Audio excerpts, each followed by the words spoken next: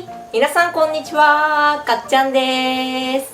ティアフということで、今日は大葉、豆腐、卵を合わせて混ぜて焼くだけ、節約、シンプル簡単なのにめちゃくちゃ美味しいふわとろ大葉豆腐焼きを作っていきたいと思います。それでは早速作っていきましょう。材料は木綿豆腐1丁 300g、大葉10枚、卵2個、カツオの削り節1パック。その他細かい調味料や材料は動画の概要欄にも記載してあるので、そちら参考に作ってみてください。大葉10枚の軸を落として千切りします。では千切りしたら最後上からトッピングするように3分の1ほど取り分けておきます。では残りの大葉は粗みじん切りします。はい。では今回豆腐は木綿豆腐を1丁 300g 水切りなしで使っていきます。ではまず豆腐を6等分程度適当な大きさにちぎって軽く手でぐーっと握っていると豆腐の水分抜けてくるので手で握って水気を絞って使います。豆腐が崩れないように気をつけつつ手で握って水気絞ってみてください。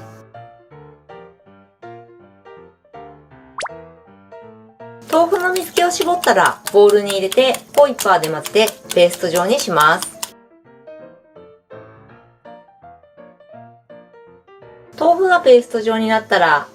卵2個、だしの素小さじ1と1/2の1、片栗粉大さじ2を加え卵を溶きほぐし混ぜ合わせます。卵を溶きほぐし混ぜ合わせたら切っておいた大葉を入れて混ぜ合わせます。大葉を入れて混ぜ合わせたら卵焼き用フライパンにサラダ油とごま油を1対1の割合で加え中火で熱します。はい。ではフライパンと油が温まったら合わせた食材を流し入れます。では食材を入れたらちょっとスクランブルエッグを作るような感じで全体を混ぜつつ火を入れていきます。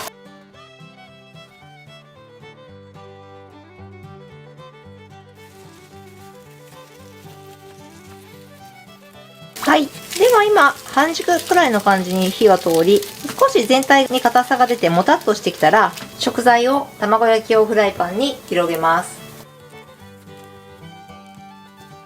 で、だいたいこの卵焼きの上部スレスレになる程度に食材を寄せながら大きさ調節して広げてみてください。では、広げたら焼き目がつくまで焼きます。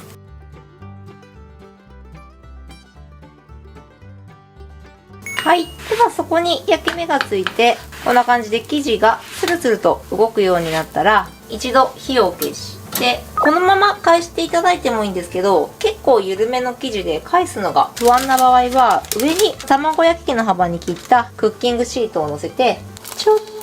と大きいやないかい。この上にまな板やお皿を乗せて返し、取り出します。では取り出したら、このままクッキングシートを持ち上げて、卵焼きをフライパンに戻し、ちょっとクッキングシートに火が燃え移らないように飛び出た部分切って気をつけながら加熱してください。半面にも焼き目がつくまで焼きます。はい。ではそこに焼き目がつくと、クッキングシートね、最初はくっついている状態なんですけど、焼き目がついたことによってこんな感じでスルッと取れるようになります。この状態になったら焼き上がりの合図です。では半面にも焼き目がついたら取り出してお皿に盛り付けます。ではお皿に盛り付けたらカツオの削り節と千切りした大葉を散らして味が薄く感じる場合は醤油をかけて食べてみてください。 OK。 はい。ではこんな感じで豆腐と卵と大葉、シンプル簡単ふわとろ食感が美味しい大葉豆腐焼きの完成です。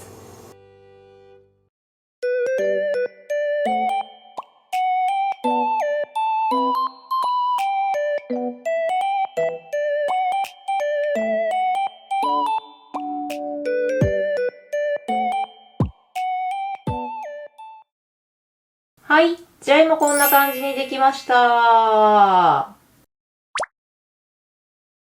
はい。では今回は夏に旬の大葉、節約にもってこいの豆腐を合わせて混ぜて焼くだけめちゃくちゃ美味しく作れるふわとろ大葉豆腐焼きを作ってみました。それでは本日は麦茶で乾杯。乾杯。くー節約デイ。じゃあ早速いただきましょう。夏になってこれからどんどん大葉美味しい時期になってくるので、今回は買いやすい豆腐や卵と合わせて簡単に美味しく作れる大葉豆腐焼きを作ってみました。じゃあこんな感じでボンと大きいサイズに焼いたので、食べやすい大きさに取り分けて食べてみてください。じゃあいただきます。ふわとろりんちょ。めちゃくちゃ美味しい。